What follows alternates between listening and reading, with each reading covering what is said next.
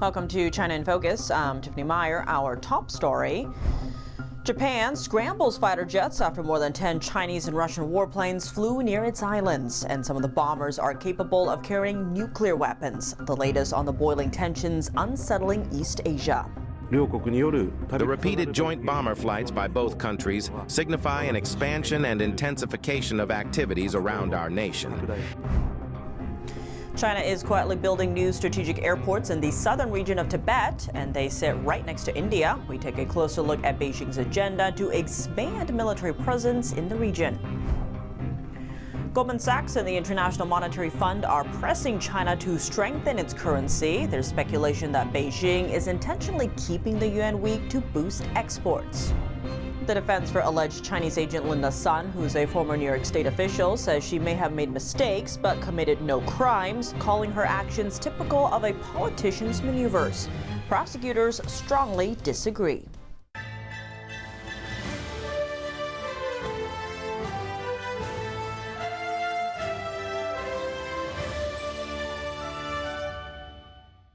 Before we dive into the news, here's a message from today's sponsor. As we report every day, global markets are becoming more uncertain. China's growing economy and growing tensions with the U.S. are reshaping the financial landscape, and China is buying gold at record rates to diversify its foreign reserves and decrease its reliance on the U.S. dollar.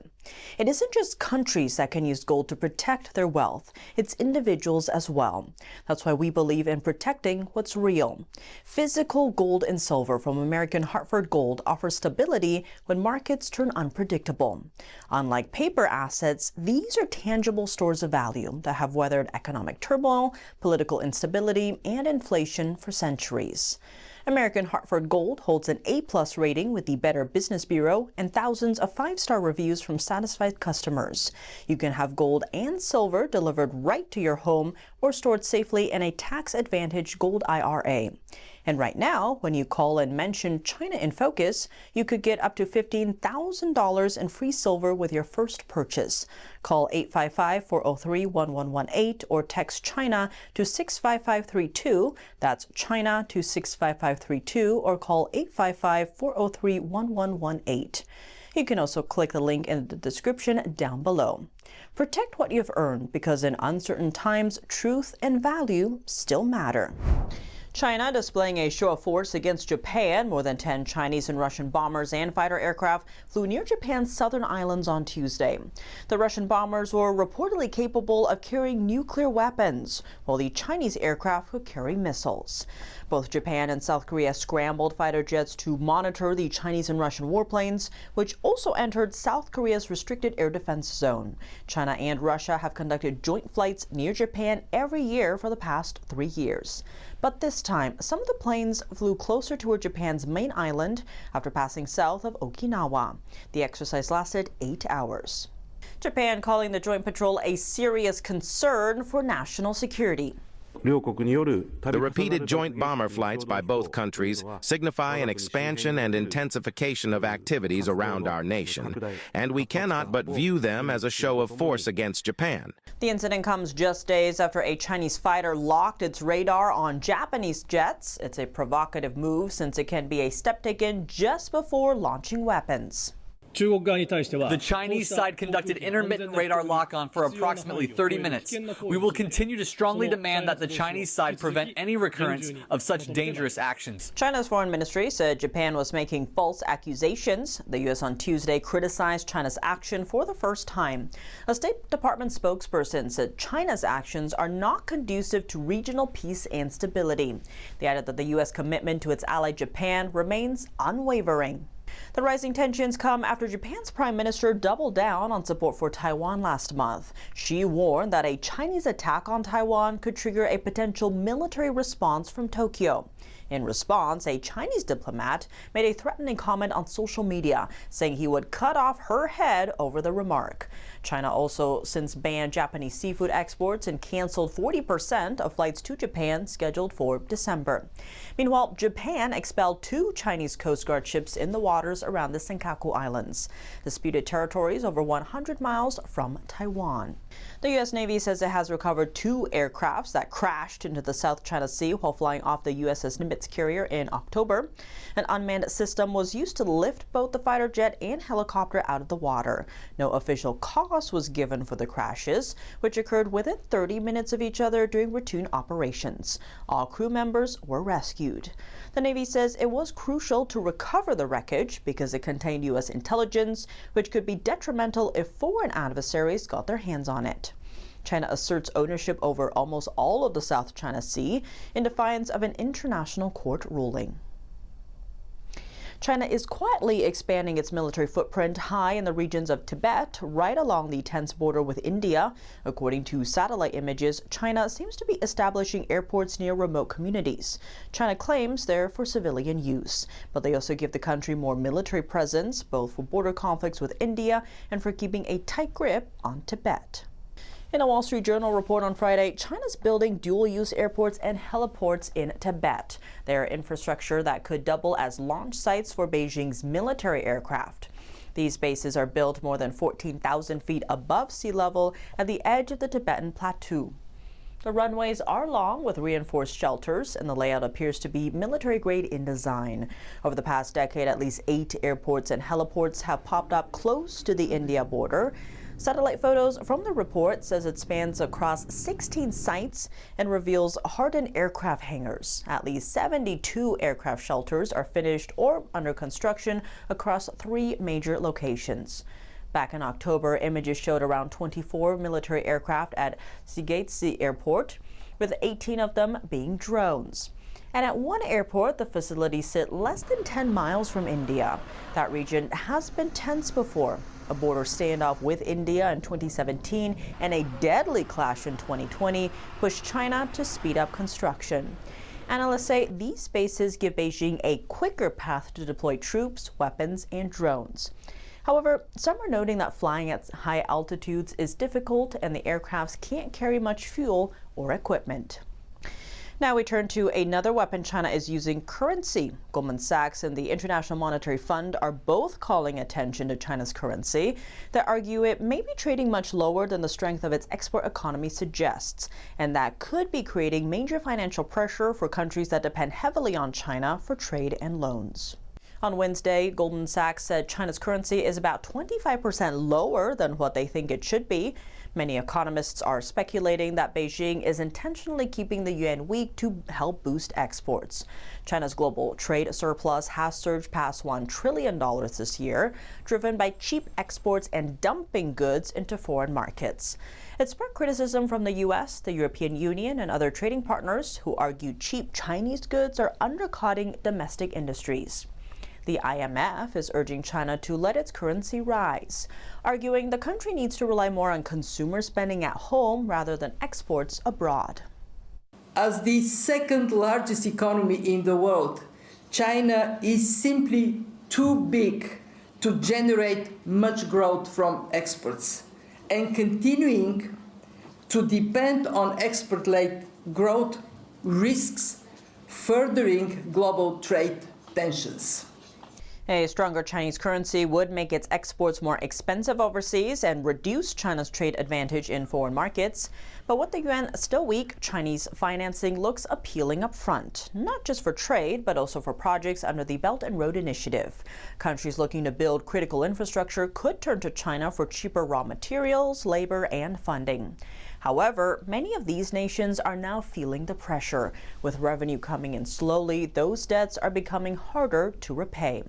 Some analysts warn that if China keeps its currency undervalued, developing nations could fall even deeper into debt. The trial of alleged Chinese agent Linda Sun, who's also a former top aide to 2 New York governors, has now entered its final stage. After prosecutors finished their closing arguments on Wednesday, Linda Sun and her husband's lawyers turned the tables. They used this last chance to convince the jury that the couple is not guilty on all charges. How did the defense make their case? NTD's Flora Hua was there at the courthouse. Here's the story. The courtroom is filled with reporters and onlookers following this high-profile case. On Wednesday morning, Assistant District Attorney Alexander Solomon finished the prosecution's closing argument. He told the jury it's time to hold Linda Sun accountable, and the only verdict they should deliver is guilty on all charges. Between 2015 to 2023, Linda Sun was a key figure on the New York government's agenda on Asian communities, especially China's, given her Chinese background. Prosecutors say that when then Governor Andrew Cuomo and now Governor Hochul turned to Sun for advice, they were unaware that they were speaking to the CCP itself. Evidence presented to the court, including text messages, emails, and testimonies from government employees, suggests that Sun acted in favor of Beijing. For example, when Taiwanese officials emailed her a dinner invitation with Cuomo, the first person she thought to contact was a Chinese diplomat from the consulate. But the government's email system also suggests Sun never forwarded the invitation to anyone in the New York government. Solomon said that's because Linda Sun's real boss was the CCP. Prosecutors also called Sun's husband, Chris Hu, quote, her money man and partner in crime. Two spreadsheets, last authored by Chris Hu, tracked records that the government says show kickbacks the couple received from China, totaling millions of dollars. The money allegedly came either from Chris Hu's business in China, which Chinese officials helped cultivate, or from state contracts that Linda Sun helped her relatives secure. The couple also allegedly used Sun's mother, Sun Meiping's credit cards and bank accounts to launder the money.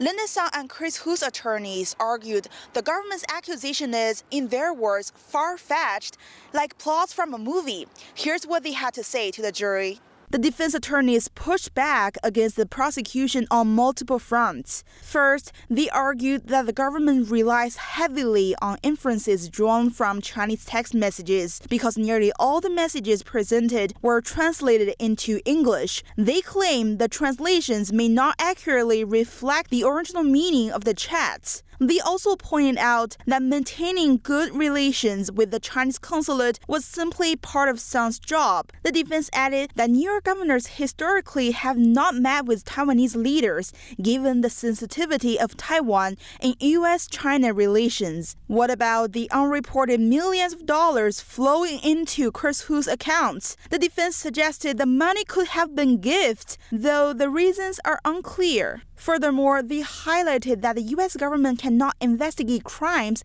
committed in China, and this case heavily involves individuals and companies there. They used this point to argue that the prosecution's chain of evidence is incomplete, making it difficult to prove the couple's guilt beyond a reasonable doubt.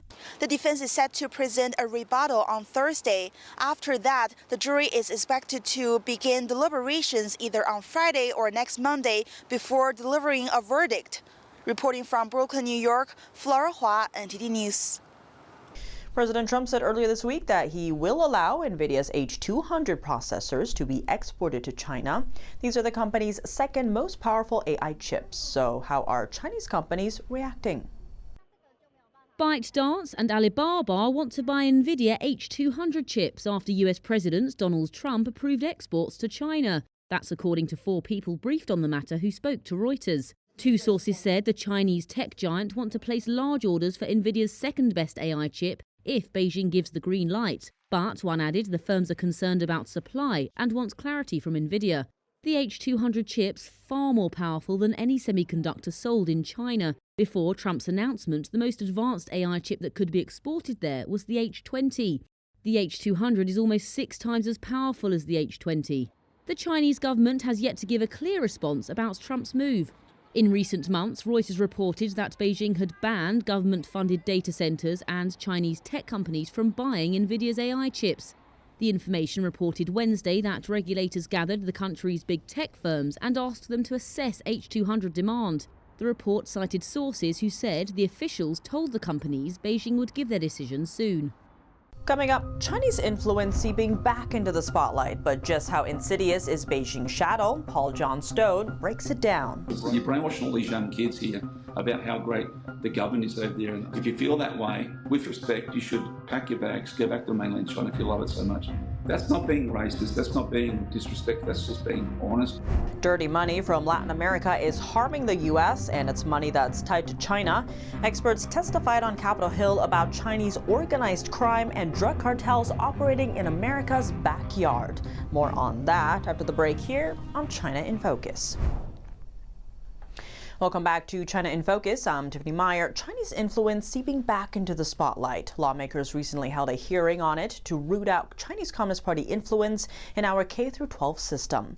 But just how insidious is Beijing's shadow? Joining us with a unique perspective on all of this is Paul John Stone. He's a former federal agent with the Australian Federal Police and a regional security advisor at Defensive Measures International. Paul John Stone, thank you so much for joining us. Great to have you on the show. Now, diving right in here, I want to talk about Chinese influence, because when lawmakers came back from recess on the Hill, one of the first hearings was on foreign influence, specifically the CCP influence in U.S. K-12 classrooms. And a lot of that is because it's part of this strategy, if you will, starting from the youth or the youngs, where Beijing picks the professors, where they don't talk about the 3 T's, right, in the classroom. And since you're in America, you think you're getting a genuine education, and then that really shapes your worldview. When I went to China in 1999, I had an invitation. I was basically through a politician, and I met with the Deputy Director of Foreign Affairs here. And he said to me at the time, he said, "Paul, whatever you do, don't mention the 3 T's, obviously, you know." So I didn't. For about the first 10 years, I never mentioned it. But after a while, when I started to see their real true intentions and their two-faced attitude, then I started to raise these questions. And when people asked me what my thoughts were about Taiwan, I was very straight to the point. And when they asked about Tiananmen Square, I was straight to the point. Same as Tibet, you know. And I used to always say, how can an old man, His Holiness the Dalai Lama, how can he be such a threat to your government? How? You know, and then I said to him, like, when you murder thousands of your own people on Tiananmen Square, how can you just cover that up and say it didn't happen? And then Taiwan, I love it when people question me about Taiwan because I know my history well. I used to always say to them, when Japan invaded China and the KMT and the communists were fighting, I said, they stopped fighting. And I said, but it was the KMT that basically took up most of the heavy load against the Japanese. And then once they defeated the Japanese, then the communists decided to basically come in and clean up because the KMT were depleted. And I always say to the Chinese, but Taiwan's never been governed by the CCP. And you say that in your show all the time, you know what I mean? And they hate it when I say that because they know I'm being factual. And I say to the Chinese people all the time, no matter what argument you give me, that's the fact. The CCP has never controlled Taiwan. I said before the KMT went there, it was basically the Japanese. And I said, you know, and they always hate it because they say, you know too much about our history. That's what they always say, you know. I said, well, that's a good thing because then I can be factual and I can have these debates with you without you telling me that I don't have a clue and I'm just some low-eye that's, you know, stupid. And, you know, so, and it's interesting because I was doing some language training at one of the universities here and the lecturer there, she was pro Winnie the Pooh, you know, like Xi Jinping, you know. And so one day I walked in, I had a Winnie the Pooh badge on, you know, on my and she didn't like it. She asked me, Paul, why are you wearing that? I said, oh, that's in honor of your great president, you know. And I said, you talk about him in class all the time. You're brainwashing all these young kids. Like I was the oldest in the class. I said, you're brainwashing all these young kids here about how great the government is over there. And I said, like, you're in the wrong place to be doing that. You shouldn't be doing that at a university when you're teaching Chinese language and culture. It's the wrong way of doing it, you know. And I said, if you feel that way, with respect, you should pack your bags, go back to mainland China if you love it so much. You know, and I think, that's not being racist, that's not being disrespectful, that's just being honest because, as I always say to them, Tiffany, if I go to China, I can't have the same views in China as what you can here in Australia. You can't be, you come here in the freedoms that we have so you can spruik all your negative, you know, propaganda, but I can't do that in China, otherwise I'll end up in jail. And that's the difference, you know. So, yeah, as I said, I think we need more people to stand up and tell the truth. And I know, as I said to Daniel last week, I said I will be even more public enemy number one for Chinese. But I think that's the problem. People are scared. People are scared of the CCP. People are scared to buck the system. They're scared to upset the apple cart because they think that financially it might affect them, or or their lives are at risk, because there's a lot of CCP agents, amongst us. And I think the general public need a good wake-up call to find out what's really happening. So, yeah. Definitely historic times, it seems, in all sorts of areas. But Paul Johnstone, thank you so much for your time. You're welcome. Thanks very much, Tiffany. Nice to be here. Experts testified on Capitol Hill Tuesday about Chinese gangs operating in Latin America.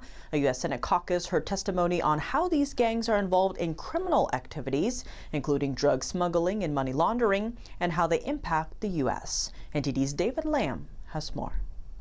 Senators heard testimony on Tuesday on Chinese organized crime in Latin America and how it impacts the U.S. and the Western Hemisphere. At a hearing of the Senate caucus on international narcotics control, all three witnesses said that Chinese criminal activities pose a clear and present danger to the United States. Today's hearing provides us an opportunity to understand not only the direct threat that Chinese criminal groups pose to our citizens through trafficking poison across our borders, but also the long-term strategic consequences of their presence in Latin America and the Chinese government's response. Experts testified that the Chinese Communist Party uses student bank accounts to launder money and leverages criminal organizations in Latin America as well. We see CCP and PRC working directly with Chinese criminal groups that exist in Mexico to bring those chemicals in, help production of fentanyl and methamphetamine, and then directing those drugs towards our country. The evidence is very clear. Chinese criminal networks are building a Silk Road of crime that stretches from Fujian province to Flushing, Queens, New York, San Gabriel Valley, California, and beyond. And it runs straight through the Western Hemisphere. Expert witness Leyland Lazarus testified that the networks have laundered $312 billion over the past 4 years for Mexican cartels and wealthy Chinese individuals. He highlighted a narcotics broker known as Brother Wong. His operation spanned 100 shell companies and 170 bank accounts across Mexico, various U.S. states, and China. I welcome budding signs of cooperation from Mexico and China. Last year, Chinese authorities arrested an individual who was indicted in the United States for involvement in a money laundering scheme on behalf of the Sinaloa cartel. But let's be clear. The urgency of the fentanyl crisis demands that we not solely depend on the goodwill of other countries. We can and must take steps here at home. The experts recommend solutions such as leveraging tariffs, creating an international task force, going after Chinese underground banking, and reducing corruption in Latin America. David Lamb, NTD News. That's all for today's China in Focus. I'm Tiffany Meyer. If you have any feedback on the show or have something you'd like to see us cover, send us an email at chinainfocus@ntd.com. We'd love to hear from you. Round-the-clock original news coverage, visit us at ntd.com or download our NTD app. Thanks for watching. See you tomorrow.